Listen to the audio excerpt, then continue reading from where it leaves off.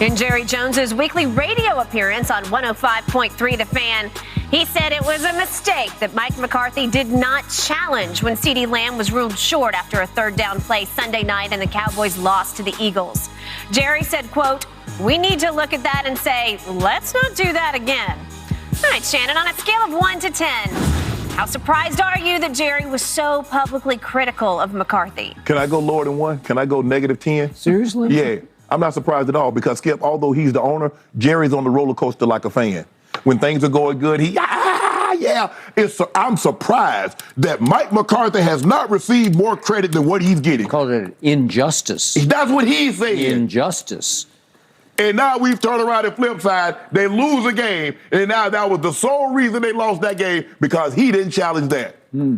Mike McCarthy knows he's just a figurehead. He has this job because he allows Jerry to emasculate him and say things and insult him just like he did in this situation. Yep. So Jerry got people fooled thinking he'll know a lot more about football than what he actually does. Will McClay has done a great job of saying it, writing it out in something that Jerry can understand. And Jerry go over and read it and then come out there and have these people fooled. He got people fooled. And so, no, I am not surprised in the least. I don't think anybody's surprised. Well, first of all, this is who Jerry is. Like I said, Skip, Jerry is the owner, smart businessman, but he's more fan. Most of the time, the owners, they don't ride the fan roller coaster. They understand it's going to be ebbs and flows to the game or to the season, and they just ride it out. They don't get too high, they don't get too low. That's why a lot of times you see the owners, for the most part, they just, okay, we happy, they get a little high five. But Jerry, that's true.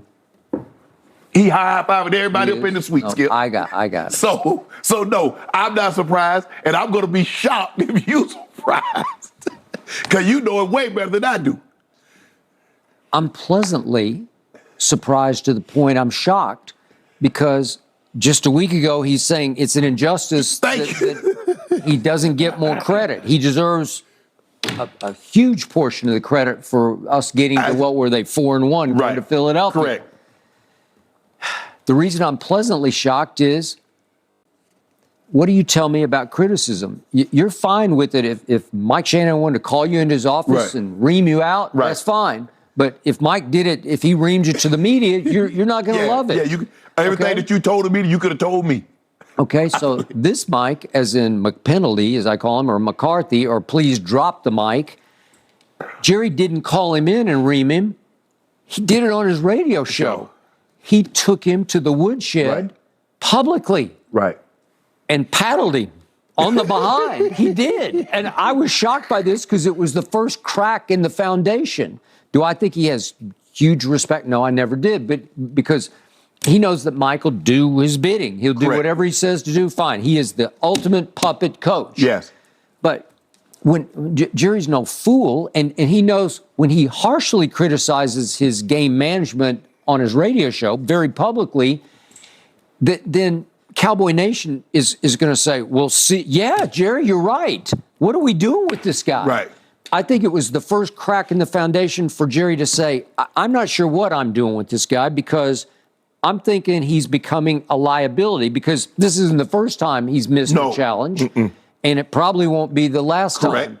And Jerry used the pejorative we. We won't let this happen again. Okay. Well, you ain't got no buzz. You ain't got no red flags. So I know, but Jerry coaches the coach. Exactly. That's what Al Davis taught him to do in 1989. You have to coach the coach. Unfortunately for Jerry, Al was a coach. He was actually a coach. He was everything. And I will tell you this about Jerry Jones. I did spend a lot of time around him. For a guy who played college football at a fairly high level, he was a starting offensive guard for a national championship team at Arkansas. So he played college football at a pretty high level. He knows what that felt like to go win a game at Texas. Okay. The point is, in all my time around him, he never demonstrated to me much of a feel for or insight into football. He doesn't really get it or know it the way Will McClay does or the assistant coaches do.